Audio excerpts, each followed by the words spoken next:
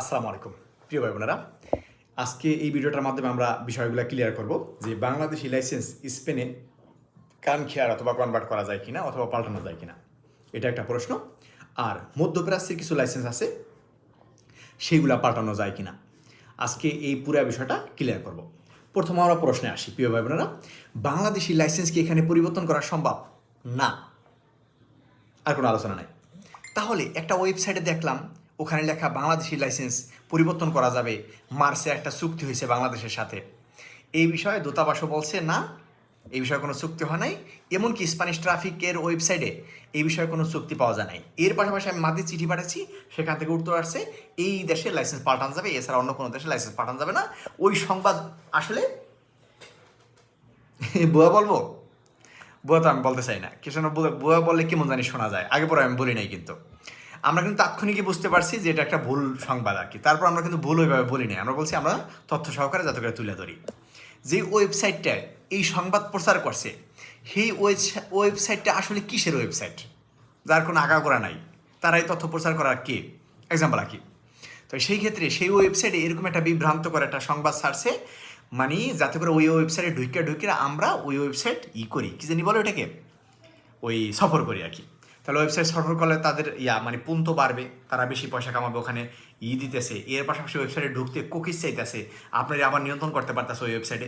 এই বিভিন্ন জানায় কানে বিভিন্ন উদ্দেশ্য, এগুলো আমরা বলে যাই। আমরা মূল পয়েন্টে আসি, বাংলাদেশি লাইসেন্স স্পেনে পরিবর্তন করা যাবে না। তাহলে যদি আপনার বাংলাদেশি লাইসেন্স থেকে থাকে, স্পেনে কি উহা কোনো কাজে আসবে? আসবে।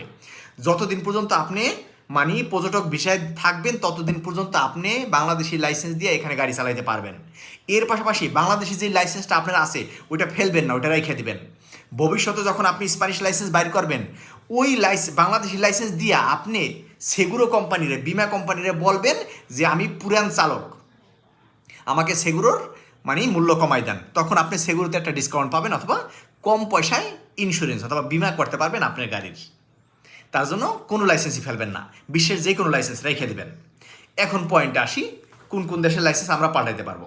বিশেষ করে জার্মান, আন্দোরা, আলখেলিয়া, তারপর আর্জেন্টিনা, আস্তুরিয়া, বলিভিয়া, ব্রাজিল, বুলগারিয়া, বেলজিকা, হ্যাঁ, চেকিয়া, চিলে, চিপ্রে, কলম্বিয়া, কোরিয়া del সুর, কোস্টারিকা, ক্রোয়েশিয়া, দিনামার্কা, ইকুয়াদর, ক্রোয়েশিয়ার লাইসেন্স পরিবর্তন করা যাবে।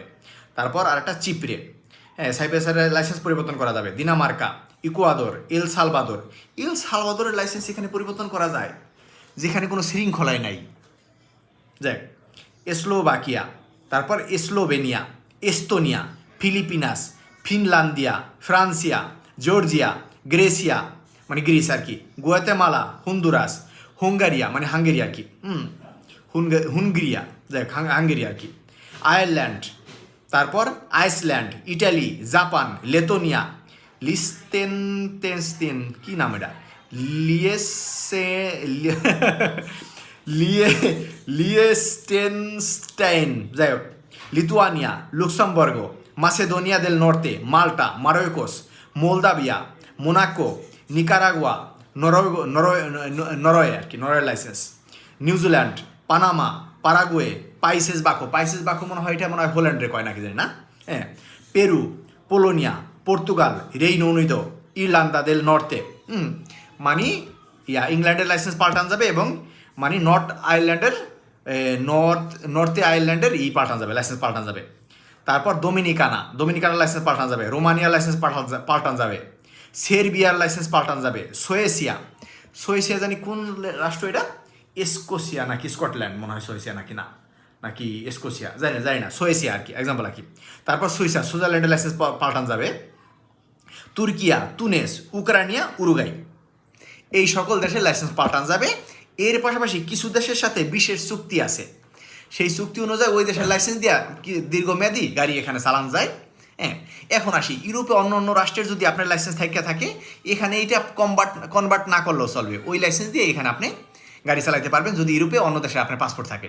যেরকম আপনি ইটালির পাসপোর্ট আছে, স্পেনে এসে পড়ছেন, ইটালির লাইসেন্স আছে, স্পেনে পাল্টানোর দরকার নেই আপনার, চাইলে পাল্টাতে পারেন, না চাইলেও না, এক্সাম্পল আঁকি। আশা করি বুঝতে পারছেন, বাংলাদেশি লাইসেন্স স্পেনে কনভার্ট হবে না, কিন্তু যদি কোনো লাইসেন্স থাকে তাহলে অবশ্যই ওটা রেখে দেবেন, ওটা ভবিষ্যতে লাগবে। এর পাশে মধ্যপ্রাচ্যের কোনো রাষ্ট্রে, তুনিসিয়া বাদে, তুনিস বাদে কোনো রাষ্ট্র, তুনিস তো আফ্রিকার ভেতর পড়ছে নাকি জানি না, মানে মধ্যপ্রাচ্য অথবা দুবাই, সৌদি আরব, কোন রাষ্ট্রের কোনো লাইসেন্স এখানে পরিবর্তন হবে না, কিন্তু এটা রাইখে দিবেন ভবিষ্যতে ইন্স্যুরেন্স অথবা সেগুরো কোম্পানিরা দেখাইয়া আপনি মানে সেগুলো ডিসকাউন্ট করতে পারবেন। আশা করি বুঝতে পারছেন। এই বিষয়ে যদি আরও কোনো তথ্যের প্রয়োজন হয় মেসেজ দিবেন না, অনুরোধ নিচে কমেন্টস করবেন। অনেক সময় অনেকেই মেসেজ দেন, ফোন দেন, মানে বহিরাগত বিষয় আর কি, বহিরাগত সব বিষয় এখানে তুলে দিলাম। এখানে আমার কাছে আর কোনো তথ্য নেই আর কি, কিন্তু আমার মানে মেসেজ সার্ভ করতে অনেক হয়, মানে ব্যাক পাইতে হয়, কিন্তু আপনারা জানেন আমার কাজে অনলাইনে আর কি। তো সেই ক্ষেত্রে মানে যে যাক দুঃখিত, যেটা ভালো মনে করেন। অনেক ধন্যবাদ সবাইকে। আসসালামু আলাইকুম।